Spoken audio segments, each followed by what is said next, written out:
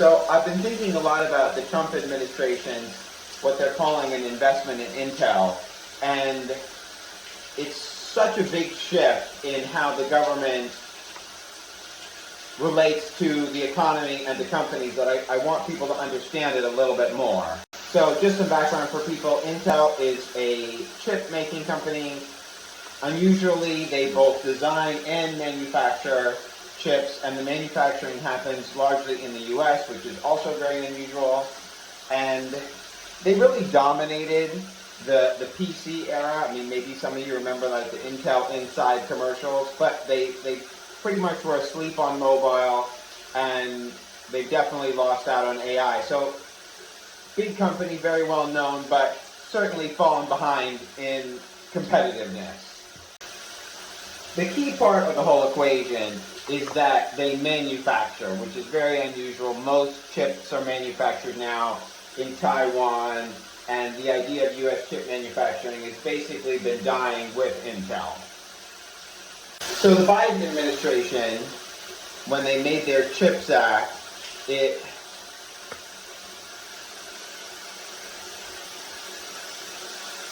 was intending to foster more U.S. manufacturing of chips, both of companies like Intel and companies like Taiwan Semiconductor, which is really the dominant manufacturer. So under the CHIPS Act, Intel got, let's just say, about $10 billion worth of grants, $10 billion in round numbers, to shore up their U.S. manufacturing. And the funny thing is, at the time, two of the most liberal senators, Elizabeth Warren and Bernie Sanders, were saying, well, the government, if they're going to get $10 billion, the government should take a stake in that company, in Intel. And it was completely shot down, and everyone saying, oh my God, they're so liberal and crazy, and that's socialism and communism, and no way are we ever going to do that. So cut to now we have Trump taking this 10% stake, and it's even just the fact that he's taken the stake, and Warren and Sanders were saying they wanted to, I mean, it's already in that such a big shift ideologically, where you have a Republican implementing a policy that is proposed by the most liberal people in the Senate. I mean, that in itself is just so crazy, like it's hard to even believe.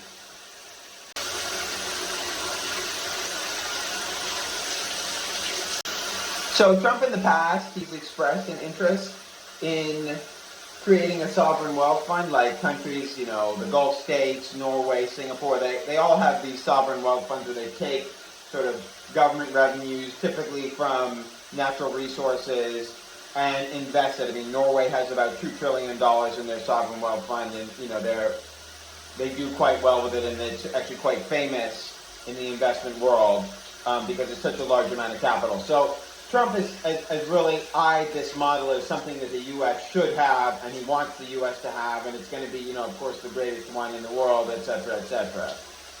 I think that the key difference to understand from the sovereign wealth funds and what Trump is talking about is that, the sovereign wealth funds, they're all run by investment committees, investment professionals. They have mandates of what they're doing, and it's highly professionalized.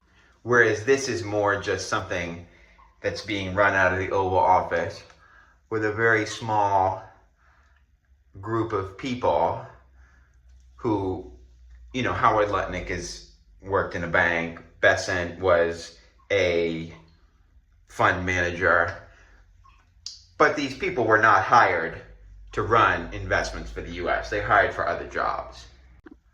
So Trump came in, mind you, the $10 billion was already promised to Intel under the Biden administration and the CHIPS Act. So Trump got into a minor feud with the CEO of Intel, saying that he was a Chinese spy, U.S. citizen, but saying he was a Chinese spy, and had him to the White House to sort of sort this feud out, and the end of that meeting being, we're going to give you the $10 billion because it hadn't yet been delivered, but we're going to take a 10% stake in Intel. Now, they said that it's just going to be a 10% stake and that the US will mostly vote with the board of Intel and will not have any say in governance matters and is not going to take a seat on the board.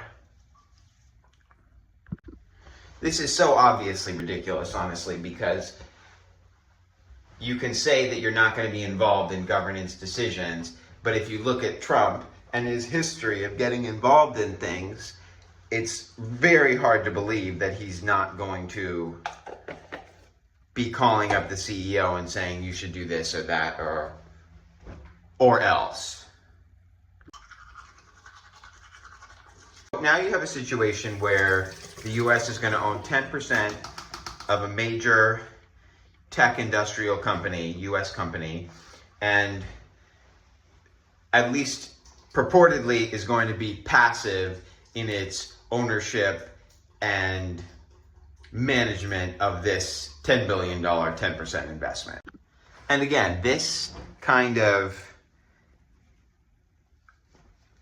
American investment in a company and public ownership of a private company is so, the only time in recent history it's ever happened was with GM and AIG during the financial crisis, under hugely dramatic international financial disaster situations, not something that just happens out of a meeting of the White House sort of off the cuff. It's so unlike any kind of American industrial policy post-war. It's much more like a European 1960s model where you had companies like Airbus or Volkswagen that were partially owned by the government with varying degrees of corporate involvement by the government. Typically, the American way of participating in corporate success would have been through, a successful company and then, taxes and job creation and capital gains through equity sales of, owners of the company. It's not through direct ownership, and definitely not through direct ownership under a Republican administration, who have always been the most free market, small government party, for generations now. Making some toast, classic Nantucket. So it's obviously a very significant shift. And I think that the main question is this a new model? Main questions.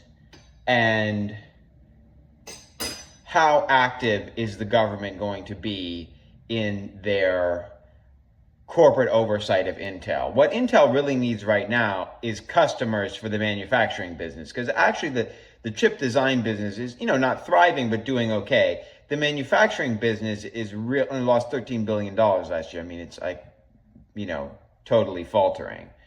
So how active is the government going to be in the management of this investment? Again, it's a very European model, and Europe has not exactly been a hotbed of